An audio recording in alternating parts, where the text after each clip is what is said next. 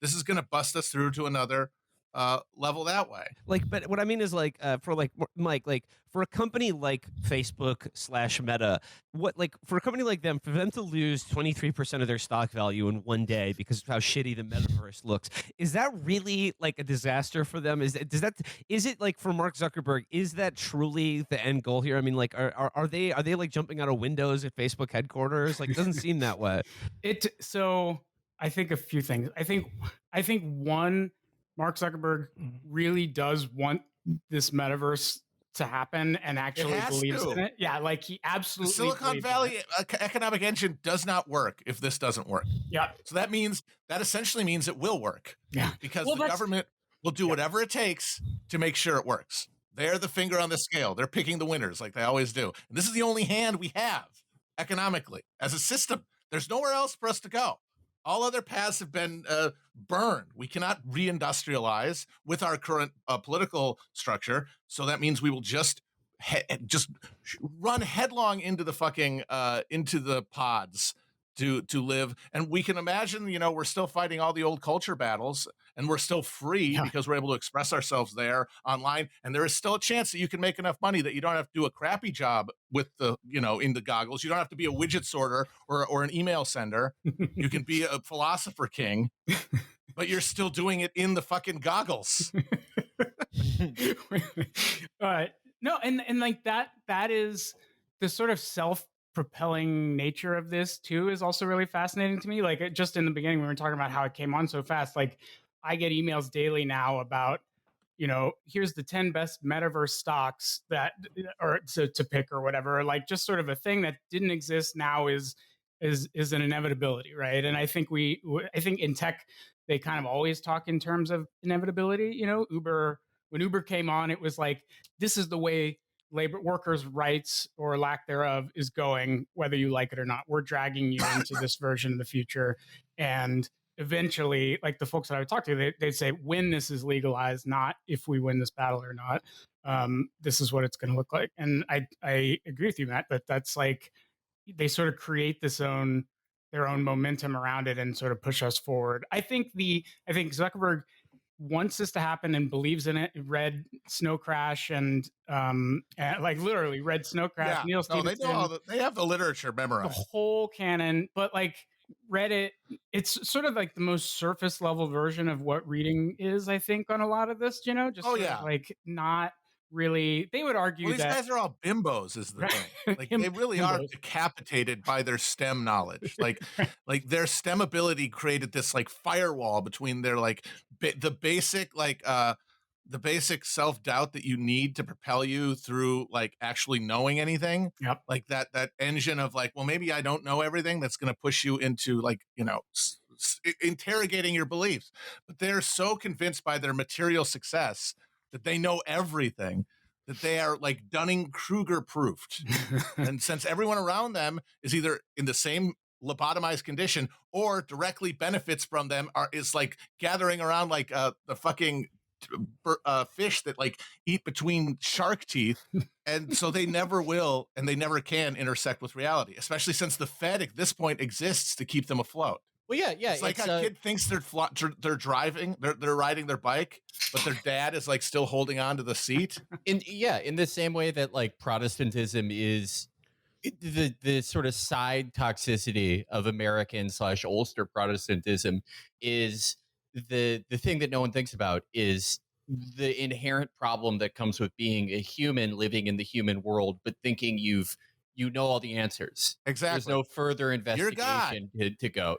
I have a personal relationship with God, i.e., that's me. God, whatever I'm thinking, that's him. Yeah, it's and just from a third perspective, admiring me, basically. Yeah, right. And there are problems with any religion, obviously, but with most forms of it. I mean, actually, this is true for the most reactionary forms of Islam. You'll see in Saudi Arabia, but Judaism, Catholicism, but there's a billion other things. The thing isn't we've figured it out. Yeah. It's varying degrees of we know very little but this one thing. But this, what you just described, the blinders that come from having figured out this one linear progression tract, it's Protestantism without any pretense of God.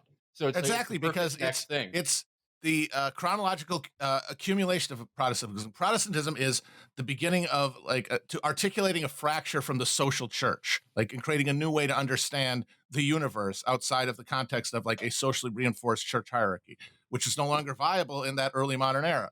And it starts with, oh, God is real, but I have a personal relationship with him, and then I get to spend all day like working out these fucking math problems to reconcile myself to God, because I can't feel a connection to God. I have to keep doing algebra to get back to God existing separate from me, and then subverting my will to him, right? Like being a good person. And that, transforms into American Protestantism. But as time goes on, the technology that we're using to accelerate capitalism is also accelerating scientific knowledge. And people who pride themselves on faith through rationality, which is the premise of the Reformation, is that human reason can get you to belief, then eventually you don't need God. You have your mastery of nature to stand in for God, and heaven on earth could be possible.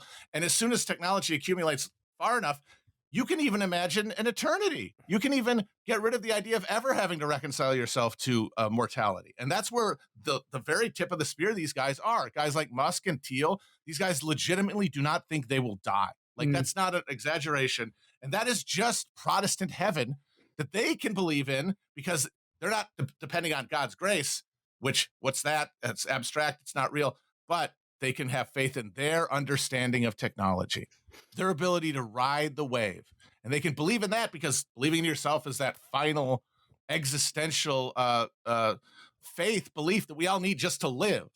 It's the end state before your brain essentially destroys itself, because you can't live that way. You can't live among people that way. And if everybody is living that way, you have to alienate all of your actual agency to this algorithm that wants to strip the flesh off of your fucking bones.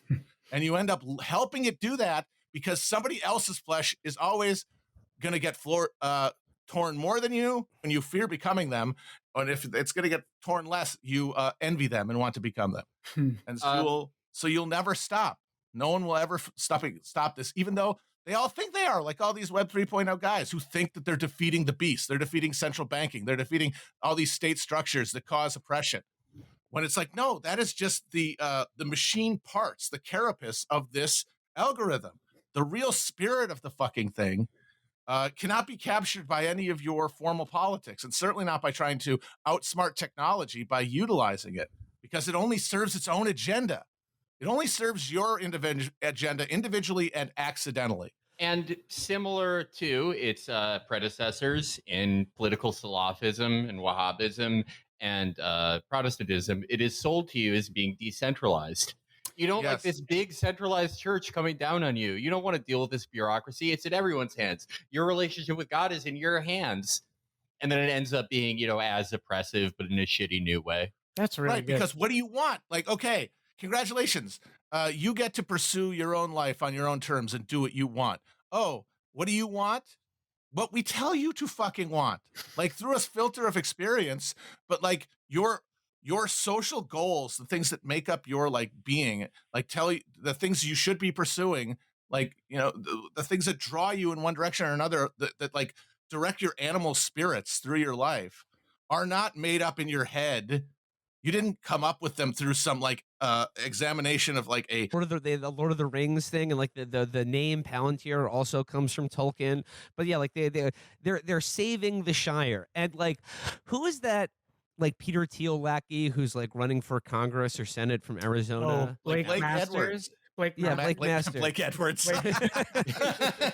Yeah, he's the guy. He was driving the other day and saw a truck driver and just fanned out, like rolled over on his back. Director of the Pink Panther. Yeah. Yeah, he saw like a lumber truck, and he was just like the guy driving that truck is a conservative. There's no way a progressive would be driving a lumber truck. And I love that. It was just like, the guy sucking my dick through this hole in a bathroom, definitely a conservative. Could you imagine a progressive doing this? I think not. Tom of Finland only drew conservatives. Yeah. But but in Blake Edwards, in the Blake Masters, like if you watch his campaign ads, there is this kind of like like he doesn't say it explicitly, but this like save the Shire mentality is that like Peter Thiel like either they believe themselves in their own hearts and minds, or that they're selling this image that like what they are doing is preserving like the small, hardy folk ways of like normal Americans' lives. No, I think that's right. I think it's funny to me. Again, this goes back to like the reading list of folks who, and I think they carry a lot of baggage from, like high school and like things that where they were just essentially sort of bullied or whatever, and then sort of now get to take a dominant stance in the culture, or at least shaping culture, or whatever it looks like. But I think they just go to these sort of almost like texts that they think are sacred, again, that are not like maybe part of a full liberal arts education, but are the closest thing to like what they got there, and use that as the pretext for what they're doing. And that's why I go back to, like, it's funny because a lot of the time folks are like, all right, this is, they ascribe like malice that I think is there for some, but like unintentionally there. Like, I think they actually do believe in a lot of what they're doing, even if they don't know exactly what that means. Does that make sense? Yeah. I think they all secretly know where this is going, and they're all excited. I mean, one Super Bowl commercial that we forgot to talk about last episode, it was kind of blue. I can't believe we forgot about it. Was the one for we talked about that one. Oh, God. The fucking Metaverse one with the Chuck E. Cheese band. Like, this is them after this giant quarter of loss, right? They lost billions and billions of dollars, the biggest drop ever. Oh, we are introducing this product on what used to be like the most sacred commercial real estate in the world, and still is, like whatever vestigial power it has is still there, is Super Bowl. And what did they decide to go with? They showed this animatronic band at like a Chuck E. Cheese, having a good time, playing music. All the kids love them. And then the store shuts down and the place is abandoned. And then all the animals get sold to separate buyers. And one of them gets smashed into a goddamn car crusher. And they end up all like in sterile environments where they can't move, where like they're dead. Their batteries aren't being used. They're basically being used as like fucking statues. They're living zombies who are just like propped up in like museum lobbies and places. And then they all get the metaverse goggles, and then in the metaverse they get to play again as a band in the virtual Chuck E. Cheese. And that's their promise to you. Is that your hopes for this world will die. You will see any hope you had of living an actualized life in like 3D space obliterated. You will have your autonomy as a human stripped from you, but it'll be okay because you'll be able to simulate it in the metaverse, where you can attach as much emotional investment to these pseudo things aren't real to your actual life, which is totally constrained, which is completely without freedom. I would in my metaverse, I would love to have the meta Chuck E. Cheese band playing as my meta Titanic, full of only the actor John Candy, sinks into the North Atlantic. And you waterboard John Candy for eternity. And it's the Chuck E. Cheese band playing as the meta Titanic circles the drain on a John Candy reserve. Like, I want the minigun that fucking Jesse Ventura had in Predator, and I want to go to like a Coachella of John Candy. It's just 2,000 rounds a second. All right. Let's move on before this episode devolves into the insanity of our John Candy episode. No, but just to say, that was their idea to pitch. Yeah, that was not satire. That was their own pitch to you. That's how confident they are that no matter what, this is going to happen. And they're not selling you on it. They're trying to get you ready for it. Yep. And you know that they had the Foo Fighters perform in the metaverse on VR, which also broke down and didn't seem to work. But I hope Dave Grohl got paid. I guess. I don't know. Yeah, I mean, my God. But no, What Matt, I movie think did Steven Spielberg make only a few years ago? Ready Steven Player One. Spielberg, remember, like this guy is the arch priest of like the satanic religion of like American capitalism, right? Like he is like a fucking shaman of the modern world. And what movie did he put out to the absolute bafflement of everybody like 5 years ago? Ready Player One. Yeah. Another thing where it's like this is not like, oh, we could be like this. Like, no, you are gonna live this way. You watching this, get ready for it. You cannot stop it. You can only whine about it, rebel against it, get suicidally depressed over it, or you can try to get on the winning team. Well, I mean, Matt, to your point, like what you said, like the old model of advertising is like, drink this beer, you'll be cool. Like they're selling you a product, enticing you to buy a product.